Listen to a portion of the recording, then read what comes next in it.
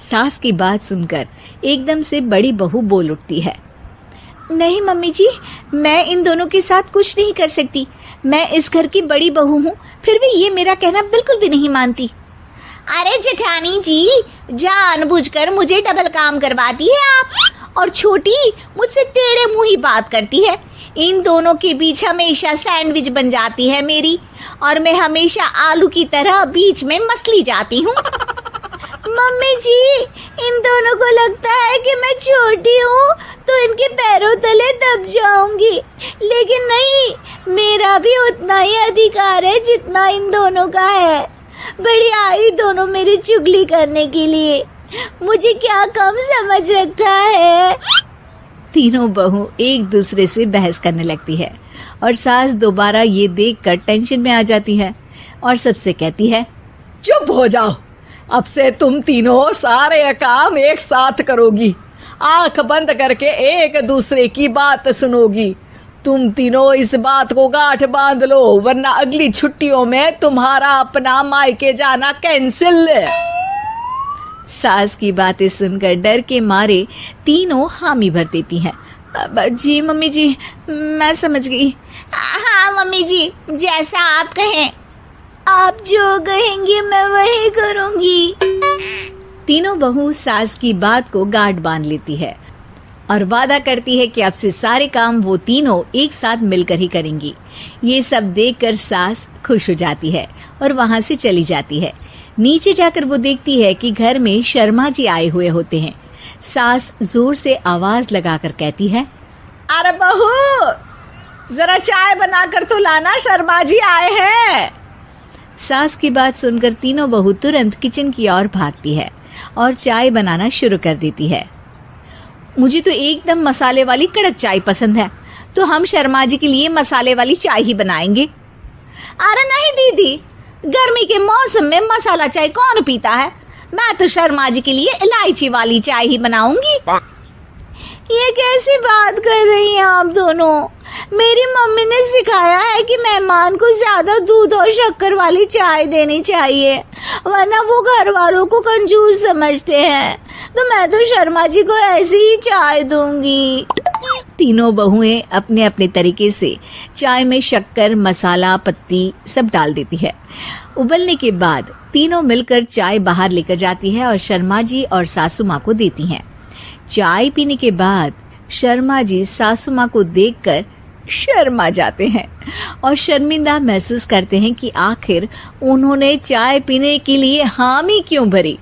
सासू माँ भी चाय पीना शुरू करती है और कहती हैं, अरे बहू, ये कैसी चाय बनाई है? चाय है या मीठे दूध की बासुंदी? हाँ, चाय अच्छी नहीं लगी क्या? कोई बात नहीं, हम पराठा बनाकर लाते हैं। चलो चलो अंदर। हाँ हाँ चलो। हाँ आती हूँ मैं भी। नहीं नहीं, मेरा पेट चाय ने ही चौपट कर दिया, वही काफी है। पराठे से पोपट नहीं करवाना, मैं तो चलता हूँ। शर्मा जी चुपचाप पतली गली से निकल जाते हैं। अगले दिन सास बहुओं से कहती है, अरे बहू, जाओ जाके ऊपर के गेस्ट हाउस की सफाई कर दो। कल हमारे यहाँ मेरे दूर के रिश्तेदार आने वाले हैं, तो पूरे कमरे को चमका देना, समझी?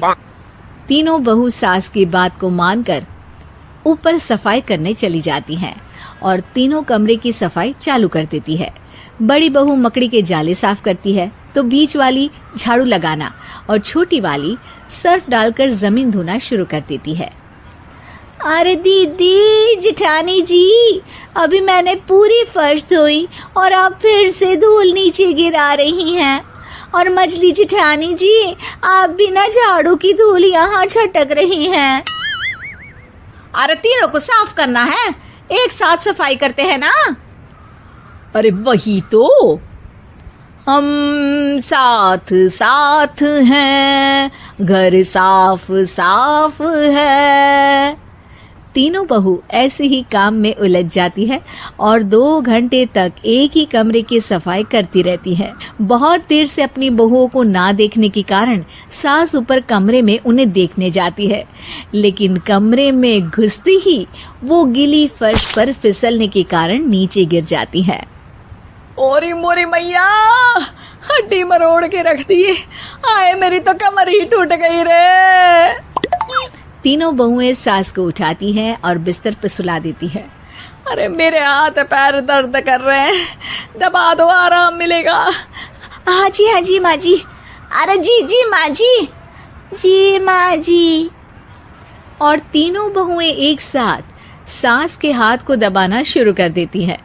माँ की तो चीख ही निकल जाती है और नतीजा ये होता है कि सास के बचे हुए शरीर में भी दर्द उठ जाता है। हाय राम, ये क्या कर दिया तुम तीनों ने।